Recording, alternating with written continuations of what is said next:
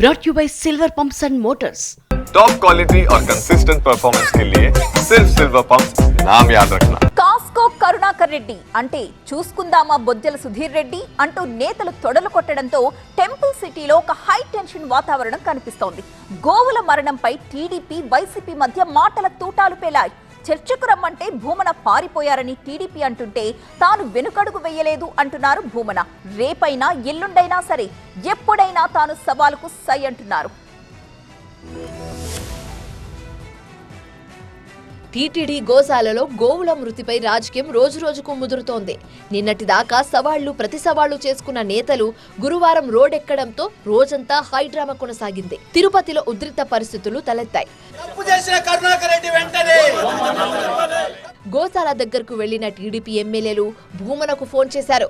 గోశాలకు తాము వచ్చామని, మీరు ఎందుకు రాలేదంటూ భూమనకు ఫోన్ చేశారు ఎమ్మెల్యేలు బొజ్జల సుధీర్ రెడ్డి, పులివర్తి నాని.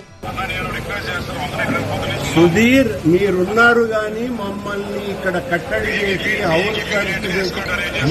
మేము సిద్ధంగా ఆలోచించండి, నేను సిద్ధంగా వస్తున్నా.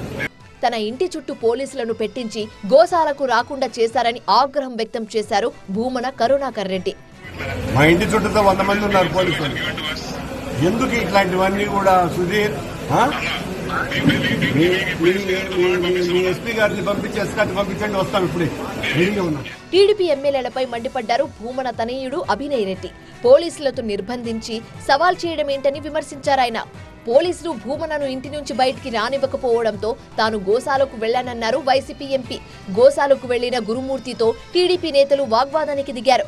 భూమన ఎక్కడా అని ప్రశ్నించారు. గోశాలకు రమ్మని భూమనకు సవాల్ చేస్తే ఇంటి ముందు పడుకుని షో చేస్తున్నారని విమర్శించారు టీడీపీ ఎమ్మెల్యే బొజ్జల సుధీర్ రెడ్డి.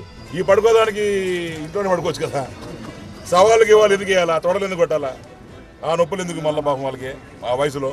గోవుల రక్షణకు ఎందాకైనా వస్తానన్నారు భూమన కరుణాకర్ రెడ్డి. ఎప్పుడైనా ఎక్కడికి రమ్మన్నా వస్తానన్నారు వైసీపీ నేత. రేపైనా ఎల్లుండైనా మరెప్పుడైనా మిమ్మల్ని అనుమతిస్తే మేము ఇప్పటికీ కూడా సిద్ధంగా ఉన్నాము. టీడీపీ వైసీపీ నేతల సవాళ్లతో తిరుపతి దద్దరిల్లింది.